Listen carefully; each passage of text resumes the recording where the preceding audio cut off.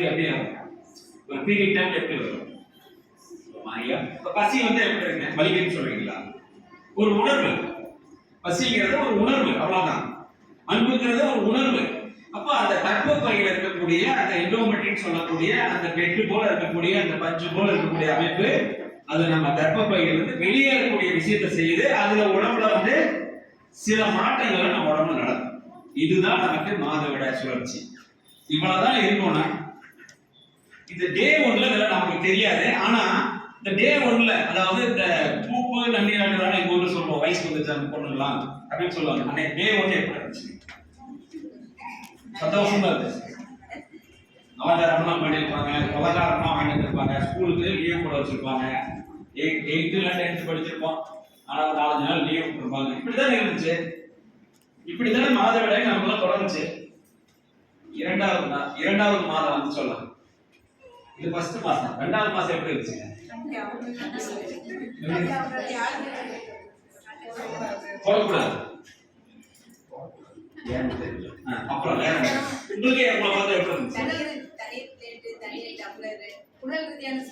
வீட்டுக்குள்ளேயே 18 பட்டி தள்ளி வைக்கிறது அப்படின்னு சொல்லி தள்ளி வச்சாங்க. அண்ணன் தண்ணியோட யாரும் குழந்தைங்க 4-5 நாளைக்கு. அப்புறம் எப்படி இருக்குங்க? அப்படியே ஹாப்பியா இருக்குமா? பெயின் இருக்கு, பெயின் இருக்குங்களா? வலி இருக்கும். இந்த வலி அப்படிங்கிறது நம்ம என்ன நினைச்சிட்டு இருக்கிறோம்? உங்க அம்மாட்ட போய் சொல்லுவீங்க. வலி வந்தா என்ன சொல்லுவீங்க? அம்மாட்ட போய் சொல்லுவோமா, அம்மா எனக்கு சரீரத்துல வலிக்குமா? அம்மா என்ன சொல்லுவாங்க?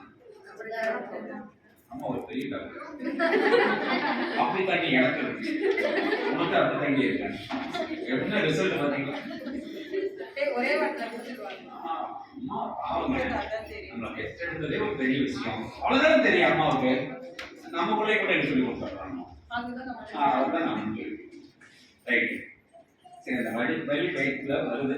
சரி, போகும். அடுத்து வேற என்ன பிரச்சனை வருது? இந்த இடத்துல நீங்க ஆண் பெண்லாம் பார்க்க, நான் உங்களுடைய சகோதரன். உங்க அண்ணா கிட்ட எப்படி சொல்லுவீங்க? உங்க அப்பா கிட்ட உங்க அப்பா சொல்லுவீங்க. அப்பா நீங்க ஒரு நாளைக்கு அப்பா, ஒரு நாள் முதல்வர் மாதிரி நான் கை கால் வலி வருது பாருங்க.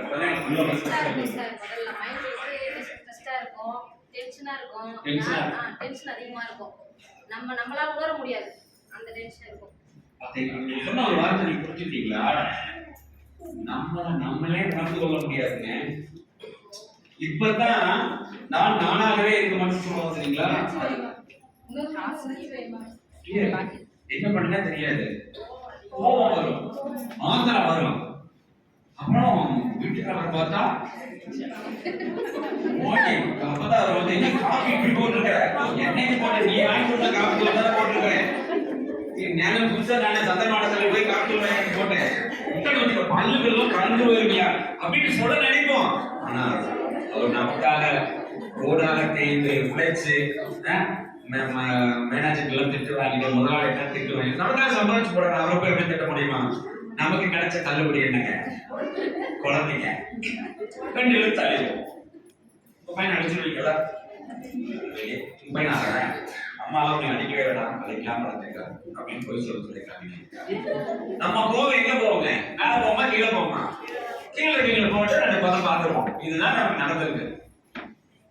அப்ப இந்த மாதிரி பெண் அப்படின்னா நம்ம என்ன சொல்லுவோங்க? பெண்ணுன்னா என்ன சொல்லுவோம்? பொறுமை, கருணை, இரக்கம், பாசம், அன்பு, இதெல்லாம் யாருக்கு சொல்லுவாங்க? பெண்ணுக்கு சொல்லுவாங்க. ஆண்கள் என்ன சொல்லுவாங்க?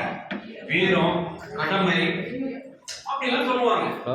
இந்த மாதவிடாய் நேரத்துல மட்டும் எதுக்கு குழந்தைய அடிச்சோம்? 10 மாசம் நம்ம வாழ்க்கையில சமம். நம்ம சொன்னது குழந்தைகளே நம்ம எப்படி அடிக்க நமக்கு தோணுச்சு? புரியல. அப்ப அந்த சகோதரி சொன்ன வார்த்தையை புரிஞ்சுக்கங்க. அந்த நேரத்துல நானாகவே இருக்க மாட்டேன். எவ்வளவு பெரிய விஷயம் இது! எல்லா சகோதரிகளுக்கும் நடந்திருக்க, யாரும் கை தூக்க வேண்டாம். எனக்கு தெரியும். ஏன்னா எனக்கு அக்கா இருக்கிறாங்க, என் மகள் இருக்கிறா, எனக்கு அப்பா இருக்கிறாங்க, என்னுடைய உறவுகள் இருக்கிறாங்களா, எல்லாருக்கும் இருக்குதானே. 17 வருஷமா நான் படிச்சேன்னு சொல்ல பாத்தீங்களா? எனக்கு எங்க ஃபேமிலி குடும்பத்துல பல லட்சக்கணக்கான சகோதரிகள் அதுக்கு ஆதாரம் இருக்கு. ஒவ்வொருத்தரும் சொல்லுவாங்க. எப்படி தெரியுமா சொல்லுவாங்க?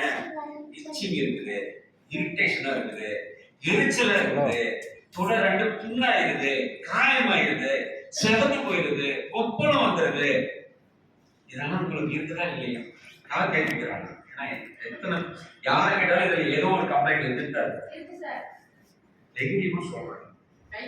தட்டுங்க. உண்மையாலுமே இருக்குது. ஏன்னா எனக்கு தெரியும். எனக்கு நான் நினைச்சேன், ஒரு ப்ராசஸ். இப்போ ஒரு டாய்லெட் போற நமக்கு வலிக்குதுன்னு சொல்லுவோமா, ஒரு யூரின் போற வலிக்குதுன்னு சொல்லுவோமா, அப்படின்னு சொல்ல மாட்டோம். அப்படித்தானே இருக்குன்னு நான் நினைச்சிட்டு இருந்தேன். 17 வருஷத்துக்கு முன்னாடி நானும் சத்தியமா அப்படித்தானே நினைச்சேன். கோமதி அம்மா சொல்ல வரைக்கும் நான் அப்படிதான். ஐயோ சாமி, என் பெண் குல தெய்வங்கள்லாம் இப்படித்தான் அவதிப்பட்டு இருக்காரா, நான் என்னமா பண்ணணும்னு கேட்டேன்.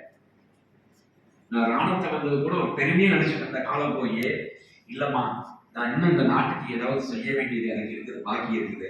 எவ்வளவு குழந்தைங்க இந்த மாதிரி பிரச்சனை சிக்கி தவிக்குது. இதை வச்சுக்கிட்டு தான் அந்த பொண்ணு இன்டர்வியூ போகணும், ஸ்கூலுக்கு போகணும், காலேஜ் போகணும், ஸ்போர்ட்ஸ்ல சேரணும், அப்புறம் புருஷனுக்கு பணிவிட செய்யணும். அவசரம் இல்லாம அவன் தான் தாலி கட்டிருப்பாரு, மாமியாவும் சேர்த்து தாலி கட்டின அந்த மாதிரி வேலை வாங்க, மாமனார் அப்புறம் அடிசல்லா ஆடி தள்ளுபடி மாதிரி கூட நாங்கயா குழந்தையா அவங்களுக்குலாம் நாங்க செய்யணும். என் புள்ள வந்து நீ செஞ்சு வைக்க மாட்டியா அப்படிலாம் கேட்பாங்க தானே.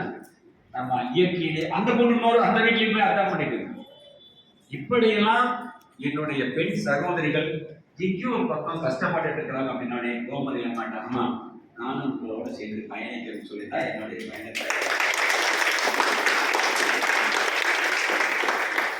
என்னோட பயணிக்கக்கூடிய அத்தனை சகோதரிக்கும் என்னை உருவமாவே பார்க்க மாட்டாங்க, அவர்களுடைய பிம்பமாவே பார்த்து அத்தனை பிரச்சனையும் சொல்லுவாங்க.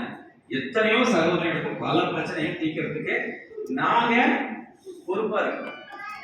அப்போ நீங்களே இந்த விஷயத்தை தெரிஞ்சுட்டீங்கன்னா பொறுப்பா வந்துடலாமா?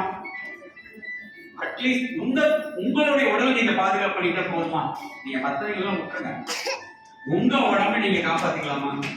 நான் சொல்ற விஷயம் நீங்க இருக்கிறல, ஆனா இந்த மேடையை விட்டு நீங்க வெளியே போறப்போ நான் சொல்ற பிரச்சனை எல்லாம் உங்களுக்கு இருக்காது. இச்சிங் இருக்காது, இரிட்டேஷன் இருக்காது, வாமிட் சென்ஸ் இருக்காது, அப்புறம் இன்டெகிரிட்டேட் இருக்காது, ஒயிட் டிஸ்சார்ஜ் இருக்காது, வலி இருக்காது, இதெல்லாமே இருக்காது உங்களுக்கு.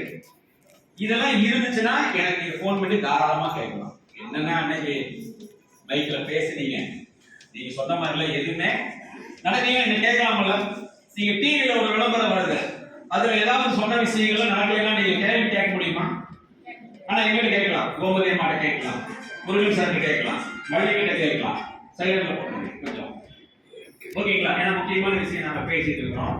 உங்க ரிங்டோன் நல்லா இருக்கு, எனக்கு கொஞ்சம் பாஸ் பண்றீங்களா அப்படிப்பாங்க. ஓகேங்களா?